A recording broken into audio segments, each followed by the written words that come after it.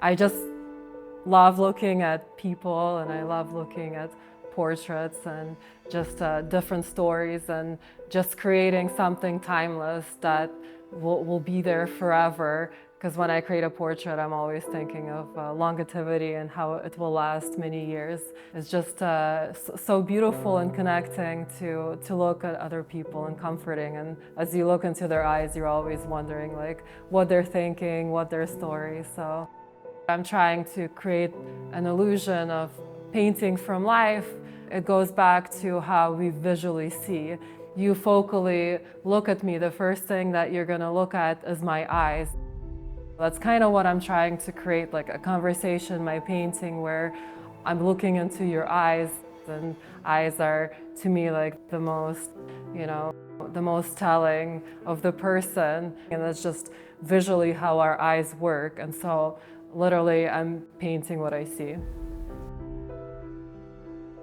I always myself think of how do I best describe what I do. Figurative realism, when I think about it, to me it's a classical approach to rendering the human figure.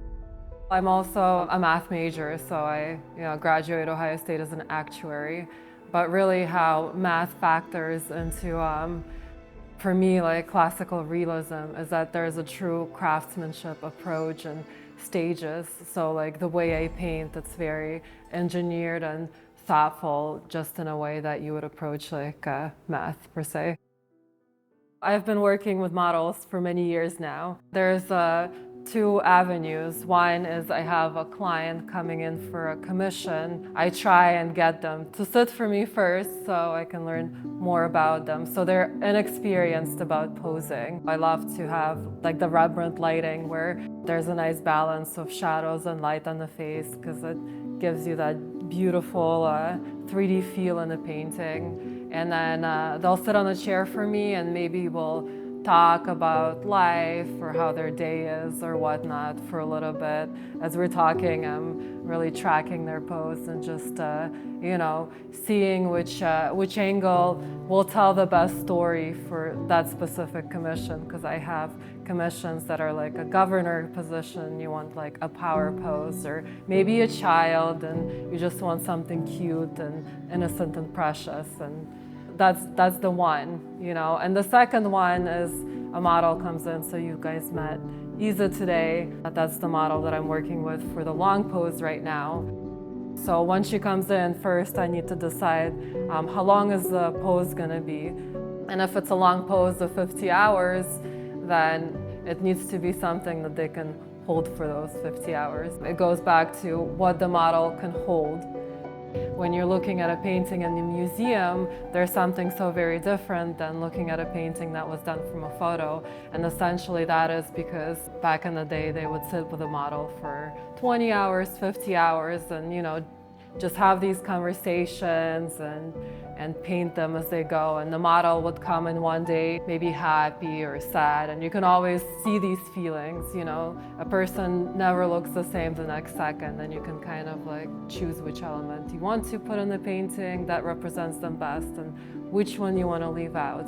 So working with a live model takes out the element of you being in front of a person, having a camera on top of them, because as soon as there's a camera that comes out, people are not them in the beginning. They play as if they want to be someone, especially now with all the hype social media, and it just makes it very difficult to capture someone with a very a true essence of who they are if you're not working with them from life.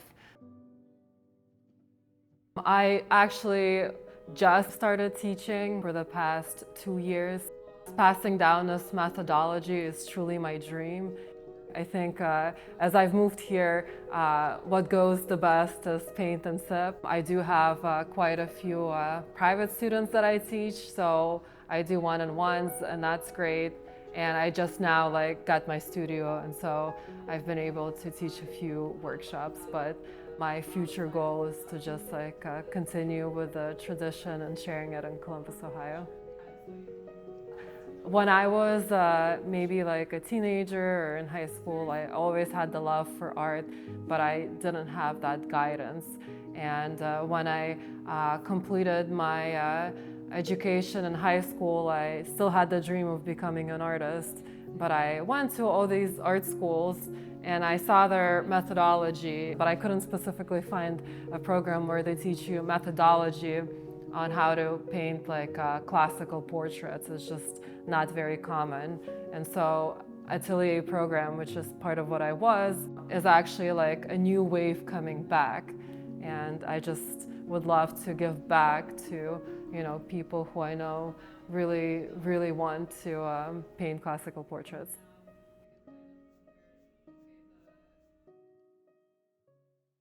Honestly, a lot of times there is not passion on a day-to-day basis. There is just very hard work with a big goal in mind at the end of the day. And a lot of time when I'm working on my pieces, I hate them, or I don't want anyone to see them, or I think to myself, why am I doing this? But you lock yourself in the studio from morning to night, you're by yourself there, and it's just kind of like your head goes into many spaces. But once you're completed the piece and hopefully you decide to put it out there and other people resonate with your piece and they say, yeah, I totally feel your story, I totally feel the energy, the vibes, the mood of it. It reminds me of someone special. So I think these little elements are inspirational and beautiful to me.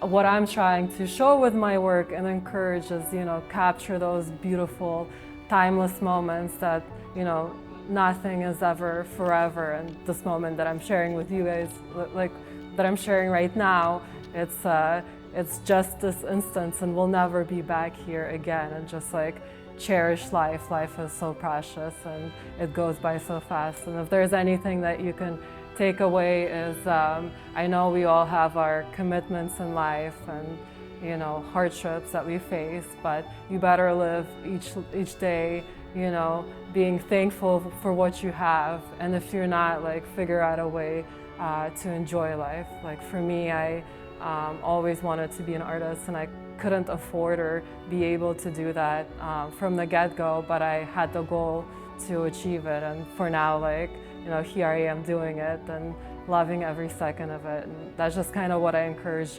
everyone else is to pursue their creativity with, the opportunities that they have.